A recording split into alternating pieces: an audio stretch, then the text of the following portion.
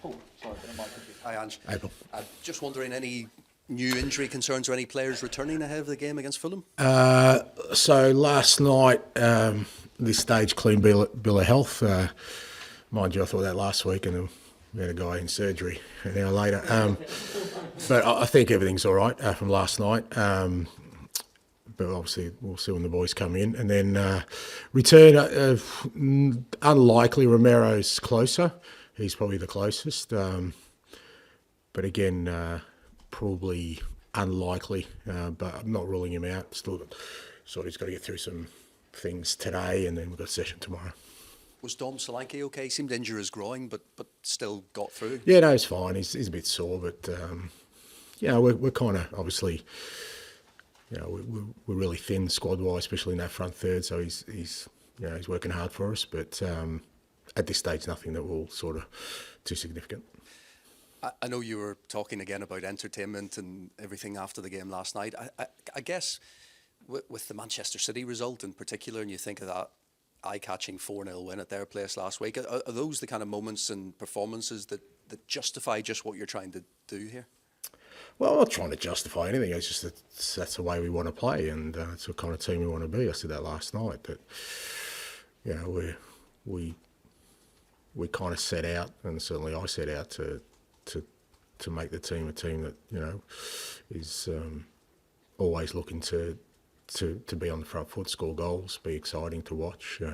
Sometimes that means, maybe not as controlled as other sides, but that's okay. It's part of sort of our identity, and that's kind of the road we started on. We want to stick to it. I think from our perspective, that's the kind of team we want to be. I was going to test my lip reading skills on you. I think the TV pictures last night in the first half, you appeared to be giving Brennan Johnson some instruction. Though I think I got the word forward. Is it still a case that you're getting this message into them? Is it still work in progress in some cases, some examples? Yeah, it's always a work in progress, and it's about, that's kind of my role, just to keep sort of driving the guys, because there can be at times a tendency to want to sort of, go back from full throttle and just sort of ease. And I just felt at that moment, I thought, we were on top of them, and Brendan was looking dangerous, and every time we went forward, we were looking good. And I just thought, and it's human nature that, I think we're winning 2-1 at the time, is to just sort of keep the ball, and it's just not who we want to be. So in those moments, it's more about me sort of trying to empower and embolden the players to not fear playing that way. And that's kind of, I think your lip reading was pretty good, mate. Charlie, please. Hi, Ange. In the build-up to this match, one of the Fulham players has said that while Spurs can be great, for example, beating Man City the way that you did, they're not unbeatable. And he said, look, teams in and around us have beaten Spurs this season. So in your quest for consistency, how important do you feel this game is on Sunday, and not to sort of repeat the mistakes that perhaps you saw against the likes of Ipswich? Yeah, no, we're not unbeatable. I've got news for you, no team is. I don't think Fulham is either. So I think that's the beauty of our sport. I think even Liverpool have lost this year, so God forbid. I think what other teams think is not really relevant to us. He's right about one point, is that on our day we can beat anyone, and that's what we want to try and continue to be, the best we can be. Because when we are that, we're a compelling side, and we're growing into the team we want to be. And Sunday's game is no different to any other game for us. It's about continuing to grow, continue to develop. As I said, when we kind of put all our elements of our game together, we're a very, very good football side. We've struggled in a few games this year, for sure. Actually, we've only struggled in a couple of games this year, but again, that's part of our growth to kind of make sure that our levels don't drop to the levels they did in the games where we haven't really played to our identity. But that's okay. That's why we're here. We want to continue to push on. And what have you made of Fulham this season? They're not unbeatable, No, look, I've got a lot of time for Marco Silva. I think he's an outstanding manager, and he's got the team really, playing in a manner where, they're always looking to be a threat to oppositions. He's stabilised them in terms of, their level of performance now is good on a weekly basis. They've got some good players in there. We had a couple of tough battles with them last year. But because, they play as well, it should be a good game. And Dejan Kulusevski's covered more ground per game than any player in the top flight. He's actually nearly top for all players in the league, despite only playing 11 minutes at Leicester on the opening day.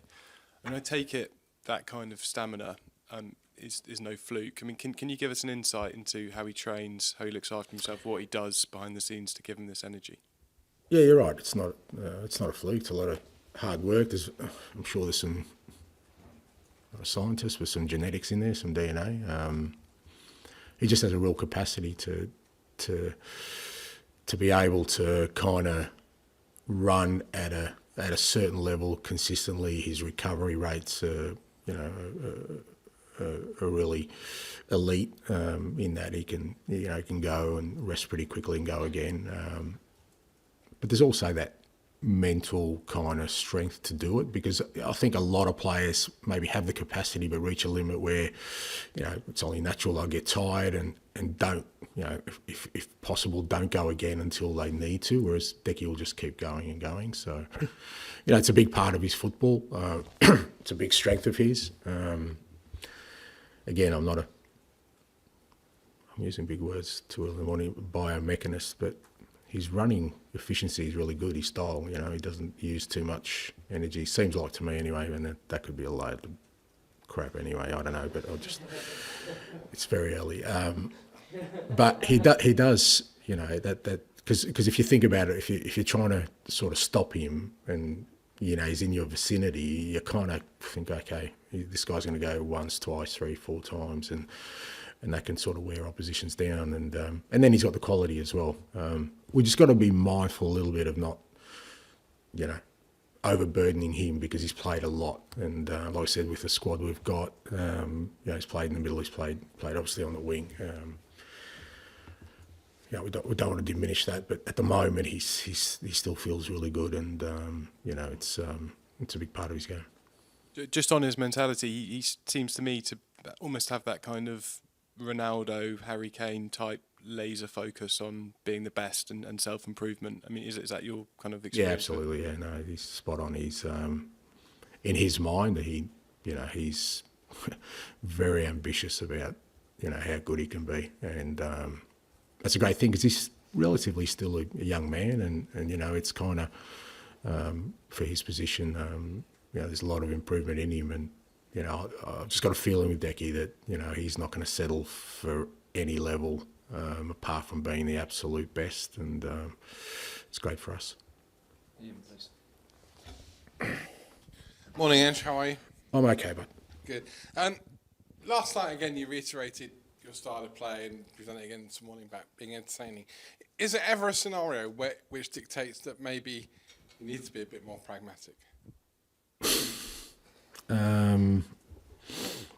Look, I don't know how many ways I can say this. I understand it. Look, there's plenty of room for pragmatism in all walks of life and in football as well, but I'm just not interested in it. I don't know why I need to change my approach to be, everyone else wants me to be. I'll continue to push this team to be a little bit different, play football in a different way. Yeah, maybe you'll all, when I'm long gone, you'll all pine for my entertainment, mate, and you'll have had your fill of pragmatism. But look, if we were pragmatic, then I'd say at 2-0 up at City away, we would have probably settled for 2-0, and we wouldn't have got the victory we did, and and made it a special moment for our club. I always think the possibilities of what could be if we continue down this road rather than holding on to what we have. Because at the moment, what do we have? We don't have a hell of a lot. You know, we haven't achieved anything yet. We haven't had success. We haven't done all those things that we want to do. So if I start being pragmatic now, then maybe we'll never get there. So, last night we weren't at our highest level, but geez, I thought for 20 minutes we were as exciting as we have been since I've been here. I loved the sort of last 20 minutes of that first half. We should have got a third goal and it would have killed the game off, but we were exciting to watch, and that's what I want. In terms of the title race for the top positions in the Champions League, right? Specify a number, because I know you don't like that either. In terms of this season, it seems more open because Man City have been falling on a difficult run, and so have other clubs. Are Spurs almost going under the radar in that? I don't know, but look, I think in the context of where we're at in the season so far, we're in an okay position in the league. I think we was safe to say we could have been in a stronger position, but we're still there or thereabouts. We're still in the Carabao Cup. We were out of the Carabao Cup last year. In Europe, we're in a pretty good position to get through to the next round, and we've had to deal with some adversity. So I think so far our season's been solid. It's obviously had some extremes, which kind of I think taints people's picture as to where we're at. But I always try and step back and take a broader view, and we can, like I said, we can consider. I mean, we had 4 schoolboys on the bench last night, 2 actually at school this morning. So we're working pretty hard with some pretty limiting factors and still maintaining competitiveness in all the competitions we're in. I think we're in an okay space. And finally, with that, the 4 schoolboys on the bench, 2 going to school this morning, and the trials and tribulations at the moment with the squad through injury or Bentancur's absence, whatever it may be. What are you thinking about in January? Just beefing up the squad a little bit, or would that just be doing it for the sake of it? No. I think, look, we're always planning and planning for every scenario. I think I said, a couple of days ago, a lot of that will depend on sort of where we are squad-wise around that time. We're obviously, like, between now and then, it's really only Romero and Mickey van der Ven who hopefully be back in that time frame. But Richie hopefully will be back sort of early in the new year, and then we'll just assess where we are squad-wise, and we're but certainly we're already sort of with Johan, I've already had a number of meetings around sort of what the potential is for a strategy in January. I think last year, we ended up doing a little bit of business, which I think helped us. So, but again, nothing sort of in concrete now, because January is always tricky, and a lot will be dependent on where we are squad-wise. Just kind of on that, are we at the stage now where streamlined squads for clubs are kind of a thing of the past, are going to have to become because of the amount of fixtures? Yeah, I think so. And it's not just the amount of fixtures, just the attrition rate of. I mean, we've got a lot of injuries, but a lot of clubs have. I just think, we've been talking about it for quite a while, but at some point, it's going to come home to roost to all the powers that be that players are getting overloaded. There's no doubt about that. I mean, there's too much overwhelming evidence. So you're either going to get a diminished product where the best players aren't out there, or squads are going to have to carry, clubs are going to have to carry bigger squads to sort of cater for the demands of it. So I'll ask you about Archie Gray as well. It's kind of easy to forget he's only 18 years old. He seems so tactically mature, so versatile. Where does he kind of sit in the young players you've probably worked with over the years? Yeah, like I said, real maturity. I mean, he is 18. We asked him to play left back.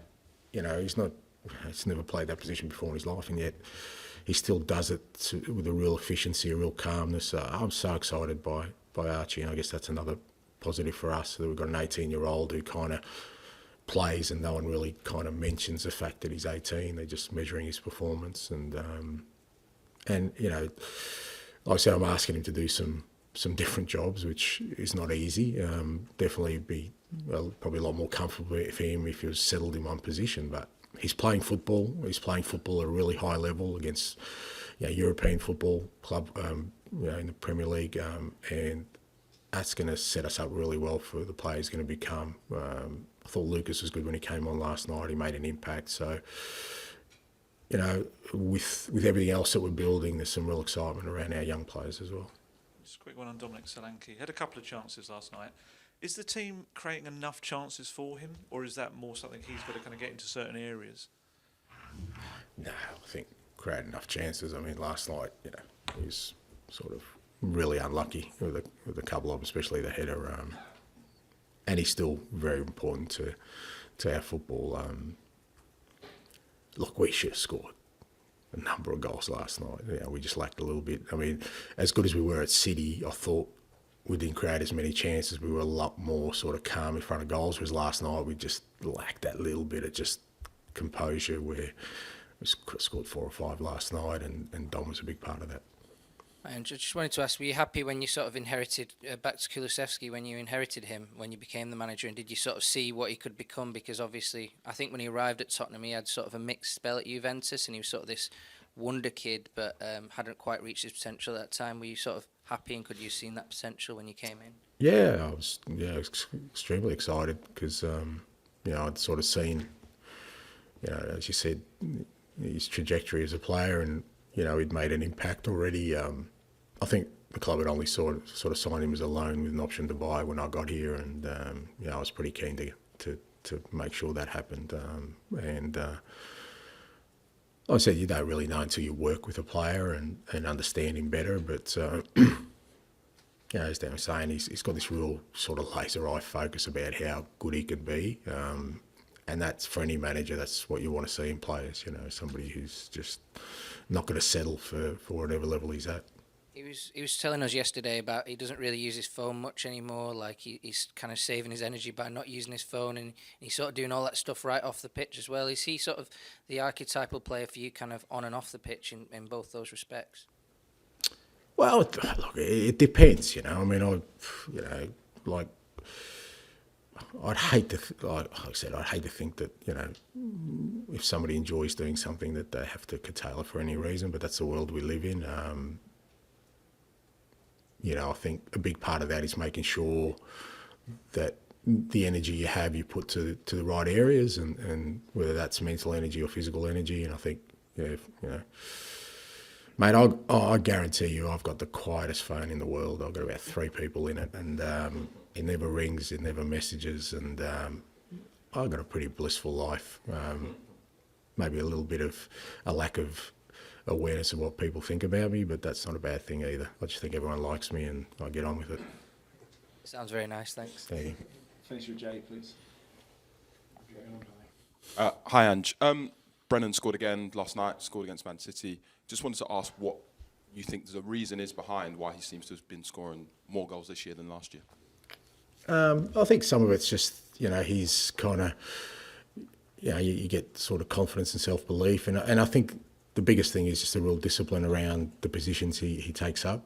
He's always in the right areas, and the way we play, if you get yourself into the right areas, and you know, I think then you get the benefit and rewards of it. And I think because he has got the rewards, he's really making sure that he's, like I said, really disciplined about always being there. And you know, it's easy to say because, you know, the way we play, but you know, sometimes it takes great concentration in that focus in that moment.